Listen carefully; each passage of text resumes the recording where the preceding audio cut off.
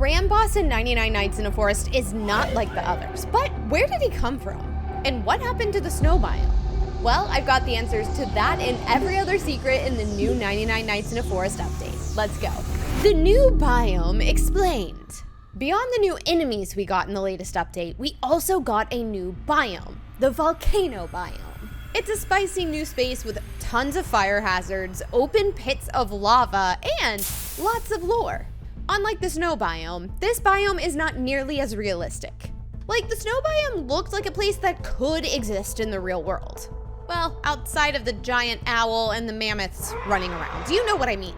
As did the forest. But here, things get weird. Like, have you noticed the glowing eyes around the scorpion's nest? Because I did, and it terrified me the first time I saw it. Their eyes are not that big. So whose eyes are actually glowing? And that's not the only thing that's weird about the wildlife. Did you know you can fish in the lava? If you scroll through all the types of fish, at the end here you have the lava eel and the lionfish, which, not gonna lie, the lionfish looks really cool. What if fish actually existed in lava? Also, why do I gotta cook a fish that's been in lava? Wouldn't you think it'd be like pre-cooked already? What happened to the owl? So one of the downsides of this new update is that it took over the snow biome. And as soon as the snow biome disappeared, so did the owl. Why? We know that the owl could travel outside the snow biome. It caught me plenty of times in the forest, I'm not gonna lie. So what happened to the owl? Well, there are a few possibilities. The obvious answer is it probably just flew away to somewhere colder. But that's also kind of boring. Another idea is based around the theories of what the owl actually is. In our last secrets video, we hinted that the owl is based on something called the cryptid, the Owl Man of Cornwall. It also could possibly be based on an angel, based on its wings, and that owls are often used as symbols for archangels. In that case, the owl could have retreated back to heaven, which, you know what? Great for him, but that also could have been because he was afraid of what was about to be on the loose. Another theory is that the owl is actually a Kikion. I'm sorry, I don't think I pronounced that correctly, but let me show it to you. This is an African cryptid that is a soul cannibal. It's one of the most terrifying and at the same time one of the least seen and understood of all the forest creatures. Yeah, that's pretty terrifying. But if it is a soul cannibal, it devours its prey souls and then haunts its dreams for the rest of its life. That's terrifying. Why did I have to say it's so strange? It literally eats them and then haunts them for the rest of its life, which has got to be the most terrifying option. And if that's true, maybe the soul eater already got what it wanted and it's just waiting to show up in our dreams, because let's be real, that owl definitely killed me a few times in the game. Guys, what do you think happened to the owl? Let me know in the comments. Let's get to this. Who is the ram? The ram is the latest boss in the new 99 Nights in a Forest update. But what exactly is it? I mean, like, yeah, a ram is an animal, but like all the other entities, after the player gets a creepy notification that says the ram is hungry, there's now a terrifying creature that's gonna randomly spawn in the game and has a very unique charging attack that will literally just knock you out quick. And just like the other entities, it could be based on a real-world cryptid. So while the ram doesn't have wings, it certainly does have a lot in common with this scary cryptid character. But what's even crazier is that, unlike Bigfoot, we actually know where this cryptid came from. Origins of the legend. According to one precise, I don't know what that word means. In 1735, a woman named Leeds was giving birth to her 13th child and exclaimed, "Let the child be the devil." Oh, that's terrible. The child, though born normally, immediately grew wings, tail, and claws and flew out of the pine barrens. Oh, that was so scary. Don't worry, this is just a legend. That did not actually happen. That would mean, though, technically in this folklore story, that the Jersey Devil was once a person. The ram can survive lava. The ram seems to be very well adapted to the volcanic environment, which isn't typically the ideal environment for goats. I mean, right? I'd assume. Don't they like farms? I don't know. That's in fact one thing that makes the ram so different from the other entities. It's lava proof. You can actually test this yourself. If you get the ram near the volcano, you can actually trick it into charging into the volcano. but he doesn't die. Instead, he just runs around the lava pit, immune to flames. He's just showing off. We know the other entities are afraid of fire from the posters on the campsites, but the fact that he can survive this intense volcanic lava may mean he's more than just a local cryptid. The Lost Kid. Ever since the first update, many people have theorized that the reason the cultists want the kids is so they're able to experiment on them and transform them into other entities like the deer. And the reason that led people to believe this is due to the labs found in the cultist bases. They had giant restraining tables that looked like they were so big they could literally restrain the deer monster himself. And the fact that they share the lava immunity with the deer kind of validates this even further. Although the biggest piece of evidence has to be this deer hood. It's pretty cute, which is an item that you could buy that could belong to a missing child. You know, the one we talked about in our other breakdowns? The one whose tent should go in the prominent place for it back at the camp? Are the owl and the ram the same entity? Hear me out. So the first question that many people had when they heard that the ram would replace the owl is, are they actually the same being? There is some logic to it. They both do share some similar traits, especially when it comes to their relationship with the deer. They're both faster than the deer, and they both scare the deer.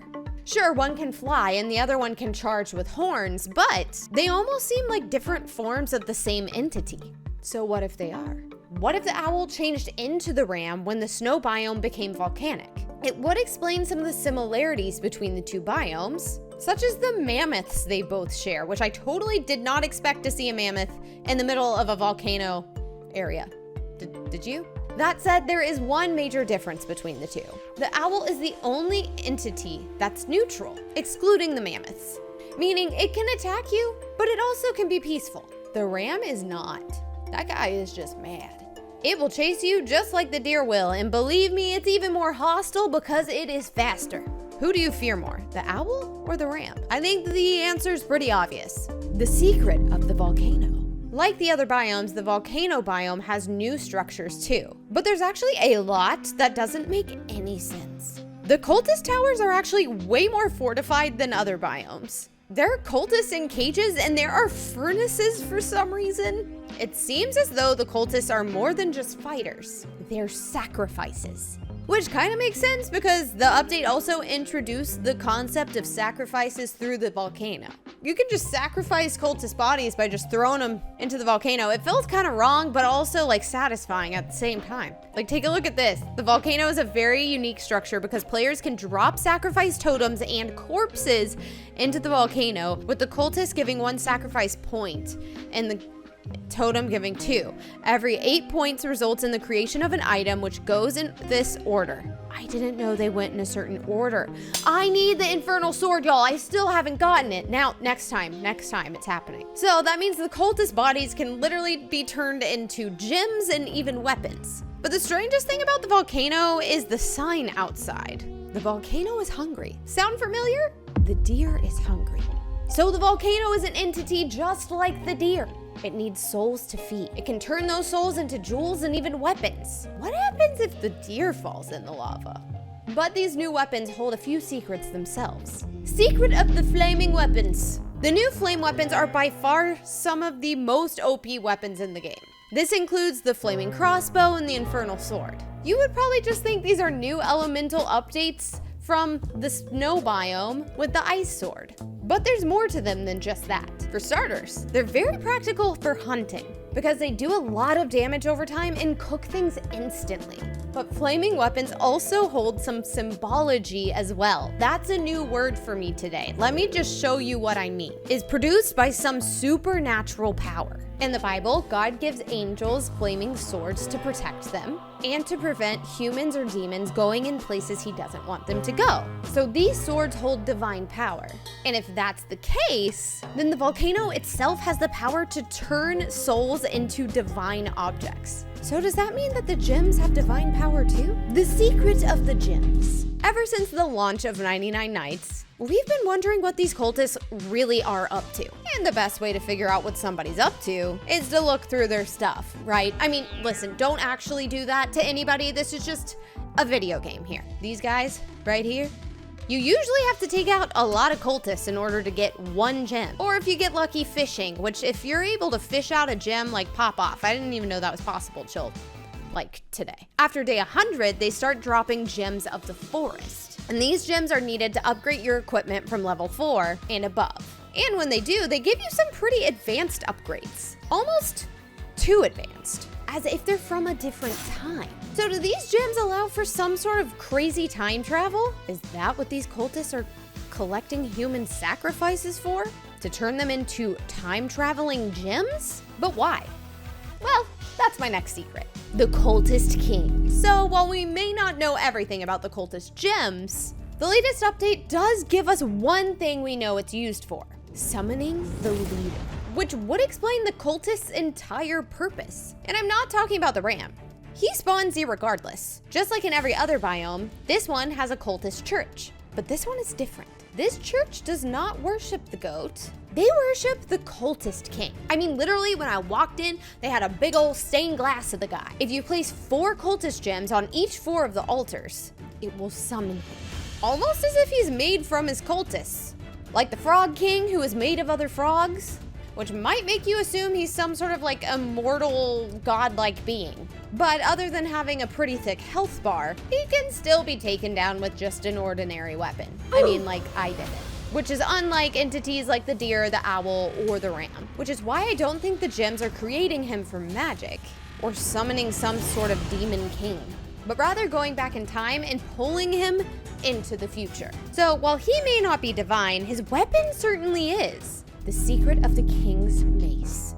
So if you manage to take the cultist king down, which yours truly did, you can snag the legendary king's mace, which is one of the most OP weapons in the entire game. It takes most animals down in just 1 to 2 hits. And less than 10 hits takes down something as big as like a mammoth. And that might be because of its divine power. You see, the Cultist King's mace bears a lot in common with the golden mace from Marvel. This one right here. And it's just as powerful as Thor's hammer. With that in mind, they kind of nerfed it in the game. Now you may be wondering, if the cultists are harvesting the gems to summon their leader, what's the whole purpose of the ram? The ram's secret ability. Yes, including the ability for the ram to make you subscribe to this channel. The ram, as scary as he seems, he's probably one of the easiest entities to deal with. Like, I have died to wolves much, much more. All you gotta do is move out of his way when he's ready to charge, and you can easily run laps around him. In fact, you can even use him to your advantage. One of the more useful things he does when he charges is you can actually use him to knock over trees. So if you plant your trees in a nice, neat row and get him to charge through them, you can easily harvest lots of wood super fast. He's here to harvest wood for the king. But to understand why, we need to actually understand what these cultists are made of. The cultists are made of wood. What? I know it sounds like a joke, but this update may have revealed that these cultists are full of more pine than Pinocchio. Cultists aren't the only thing that the volcano can convert into gems. It also accepts sacrifice totems. In fact, they're better than the cultists, because sacrificing the totems gives you 2 charges, rather than just the single charge that you get from tossing in a cultist. So what if these totems are actually what these cultists come from? They may not be people at all, but rather men made of wood, given life through the sacrifices made in the volcano. The forest is at the end of time. One thing that's never actually made sense about the game 99 Nights in a Forest is when the game actually takes place. We can see fossils in the ground, but also woolly mammoths walking alongside us. The technology seems to be from across multiple timelines too. The cultists only use bow and arrows, although we know guns and planes also exist. We see similar primitive technology in the volcanic biome, but we also see stuff like a furnace, which is obviously from a much more technologically advanced time period. And the fact that you can find ammo there makes it even weirder, since cultists don't use guns. We can assume, based on our previous theory, that the cultists are using the gems to travel through time and bring everything back to the forest. But with these clues scattered about throughout the entire map in the forest, I think it actually could be the other way around. One of the biggest reasons is because of the tree that players were finding in the woods that looked dead and decrepit. But it was actually just one of the trees found in the volcano biome. However, this tree did appear well before the update, as if it were displaced in time. which is why I think the game 99 Nights in a Forest is actually outside of our time. Kind of like the 100-Acre Woods in Winnie the Pooh, or even at the end of a timeline, kind of like the Void from Marvel. And some even think that these magical time travel powers come from the forest itself. Then it would explain the ram's true purpose, the truth about the ram. The ram isn't some god or some kind of devil. What if he serves the cultist king by harvesting the forest's magical powers? Create an army of cultists to retrieve him from across time. He may have even created the sacrifice totems himself. But if that's the case, what is the whole purpose of the kids? Why do the cultists want them so bad? There have been a lot of theories about the deer's true identity, but the one that keeps coming up is the one about the deer potentially being the kid's mother. This entity is supposedly what the deer character is based on, which is interesting because we always see the deer as the bad guy. But when you think about it, the way the deer acts is unique. And while the deer will try to kill you, it did not try to kill the kids even after it captured them, which has caused many players to believe that the deer is actually trying to protect the kids. Hence the possibility that the deer is actually the kid's mother that was transformed due to the cultists' experiments. The cultists aren't the only ones to settle in the forest. In fact, I don't even think they were the first, and certainly not the most advanced. There's no way they would be capable of creating some of those high-tech bases. There's even helicopter pads on some of the bases, but clearly none of them have helicopters. Clearly this isn't their work. And we get some pretty solid confirmation on that with the newest update. As you explore the volcanic biome, you'll notice towers with large banners, and these banners feature the cultist logo. But this is distinctly different than the logo we see in the Research Institute. So whose logo is it? Well, that just so happens to be our final secret. Are the aliens the scientists? Out of all the entities that we've talked about today, there is one that we have neglected to mention: the aliens. Ever since the crafting update, the aliens have appeared a lot less in the forest. But that doesn't mean their presence isn't felt. In fact, they may be the reason the forest is the way it is. Think about it. Before the alien update, the only entity in the forest was the deer. And after they left, we started to see more and more of them. So did the aliens create other entities? New entities showed up after the aliens, specifically after they crashed in the forest, just like the kids did.